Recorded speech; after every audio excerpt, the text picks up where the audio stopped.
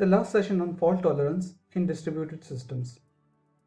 So here we will discuss about agreement in faulty systems. In many distributed systems, there is a need to have processes agree on something. For example, electing a coordinator, deciding whether to commit a transaction or not, dividing up tasks among workers, performing synchronization, and so on. Now, when the communication and processes are all perfect, reaching on such an agreement is often easy. But when they are not, problems arise.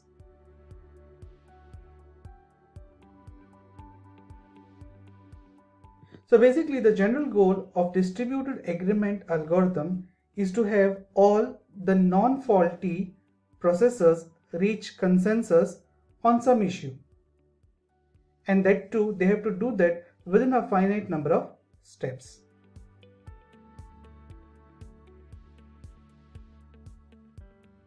So before considering the case of faulty processor, let us look at an easy case of perfect processors.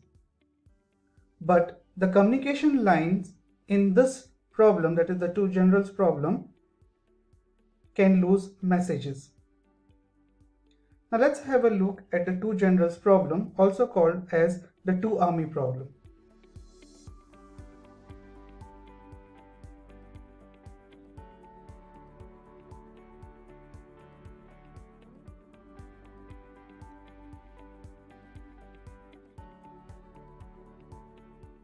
Now the two army problem illustrates the difficulty of getting even two perfect processors to reach to an agreement.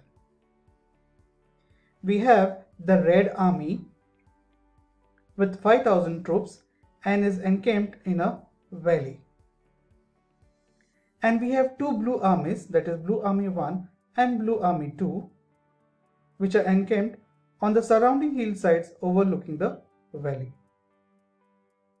If the two blue armies can coordinate their attack on the Red Army, they will gain victory.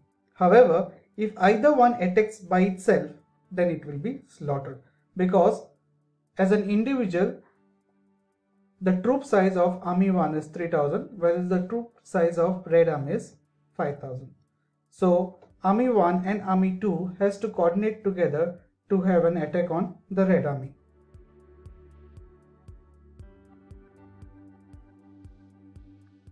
So the goal of the blue armies is to reach an agreement about how to attack the Red Army. The catch is that they can only communicate using an unreliable channel. So sending a messenger who is subject to capture by the Red Army. Now suppose that the commander of Blue Army, that is General Alexander, sends a message to the commander of Blue Army 2, that is General Bonaparte. Now the contents of the message are something like this: I have a plan, let's attack at dawn tomorrow. So the messenger of Army 1 gets through and reaches the message to Bonaparte. Bonaparte sends him a message back with a note saying, see you at dawn tomorrow.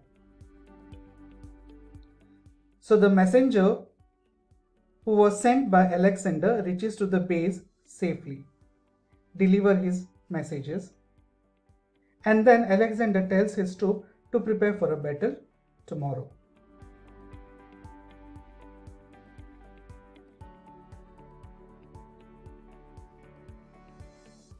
However, later, General Bonaparte is still not sure if A has received the confirmation message that was sent by him, whereas Alexander is thinking to confirm the B's confirmed message. So he's basically thinking whether he should confirm B's confirmation or not. So once again, what does Alexander do is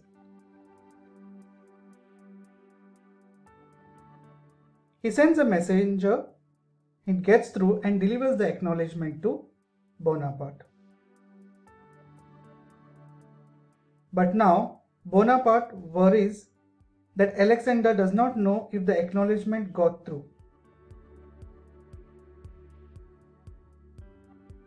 He reasons that if Bonaparte thinks that the messenger was captured, he will not be sure about his plans and may not risk the attack.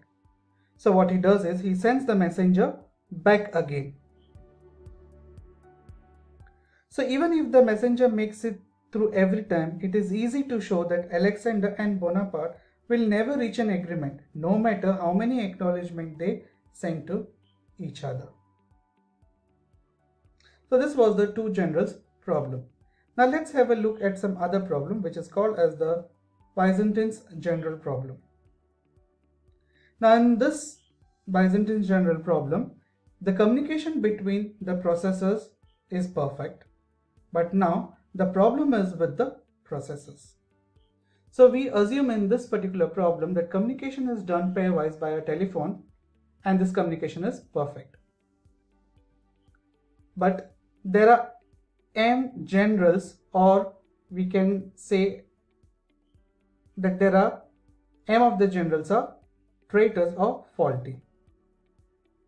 And these generals or these traitors are trying to prevent the loyal generals, that is the good processors, from reaching an agreement by feeding them incorrect and contradictory information. So now the question is how the loyal general will still reach an agreement in this situation.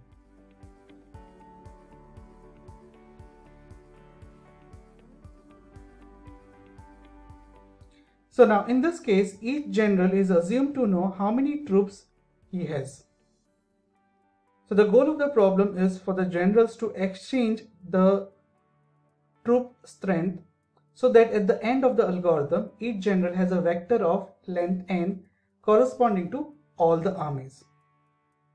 So if a general I is loyal, then the element I in his troop is his troop strength. Otherwise it will be undefined. So let's look at this particular problem now.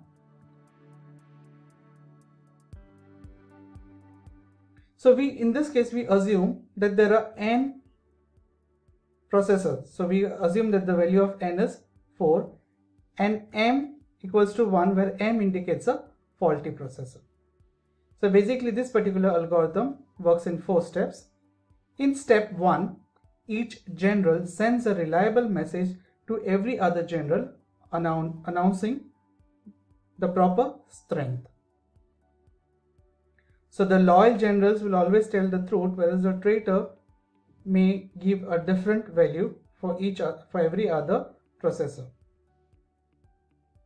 So basically he is going to lie to every other generals. So we have 4 generals or 4 processors, 1, 2, 3 and 4.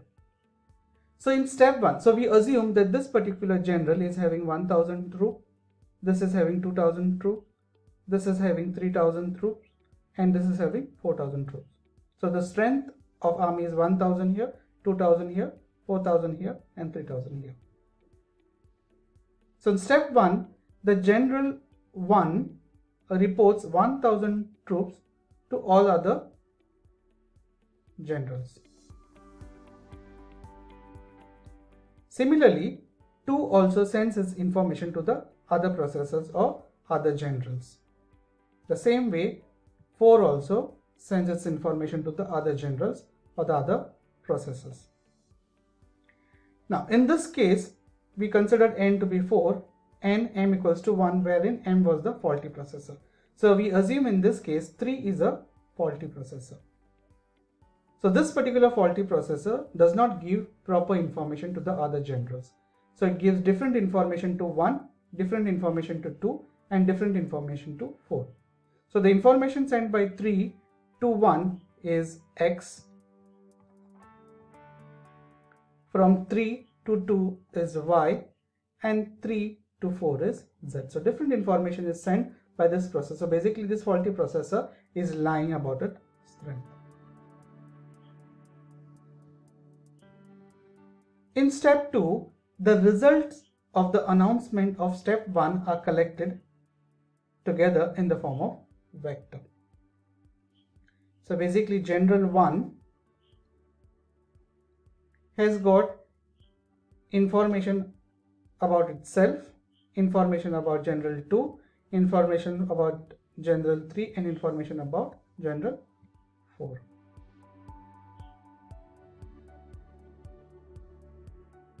So 1 has got information about all this other generals or other troops. Similarly, 2 has got information from 1, 3 and 4 along with the information about itself. 3 has got information from 1, 2 and 4.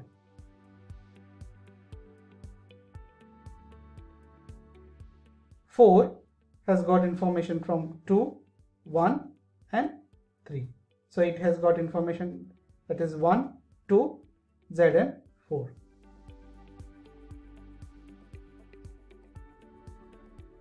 Now in step 3, this step 3 consists of every general passing his vector to every other general.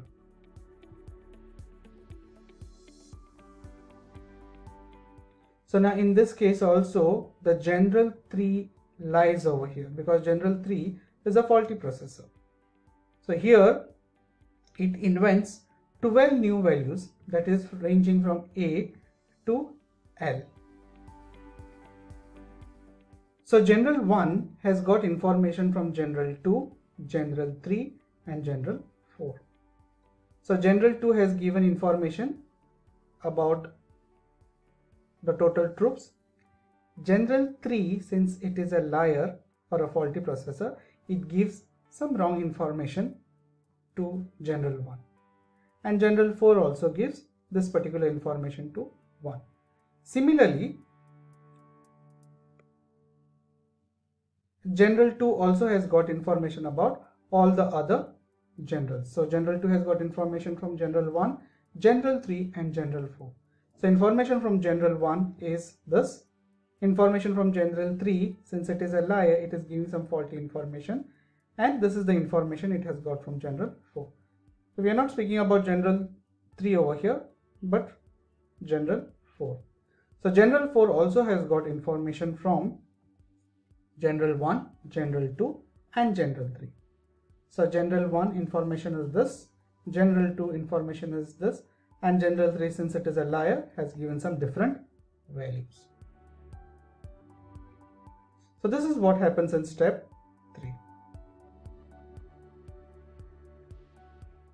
Now in step 4,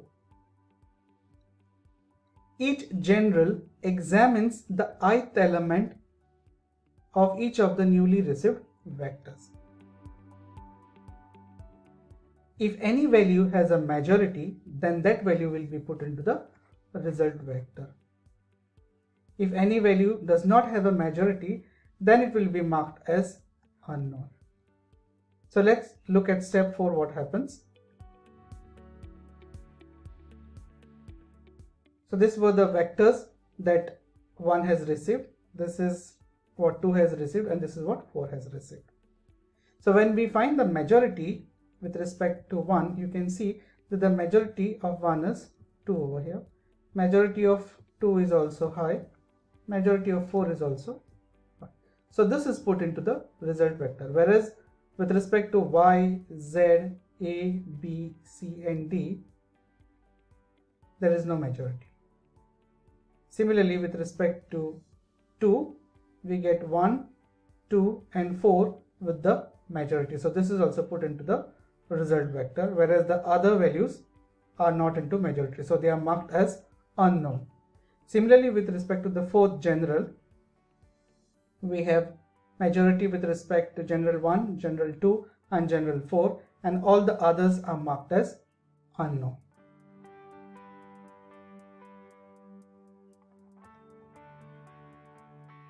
So general 1, general 2 and general 4 all come to an agreement on 1, 2, 4 and the third one is unknown, which is the correct result.